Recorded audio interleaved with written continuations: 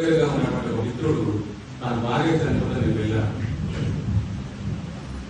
ఒకప్పుడు విప్లవంలో పనిచేసినటువంటి వ్యక్తి. నేను వెళ్తే తను చెప్తా ఉన్నాడు, ఒకప్పుడు చనిపోయినా బాగుండేది, అప్పుడు మనకి ఎలాంటి ఆలోచన లేదు, మరణం వరకే మనం పుట్టినట్టుగా ఉన్నది. కానీ ఈ రోజు తను చనిపోయింది.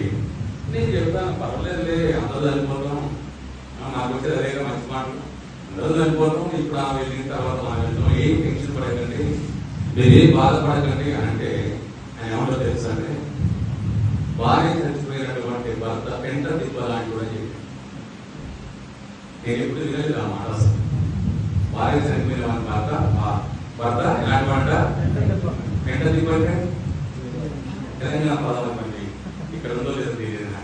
పెంట తిప్పంటే ఏంటిది? ప్రతి పరికరాలు చక్కగా పడుతుంది, ప్రతి వ్యర్థమైంది వచ్చి ఒక సేవకుడు ఒంటరిగా వెళ్ళి సేవ చేస్తే ఎన్ని సంవత్సరాలు చెప్పండి. ఒక సేవకుడు ఒంటరిగా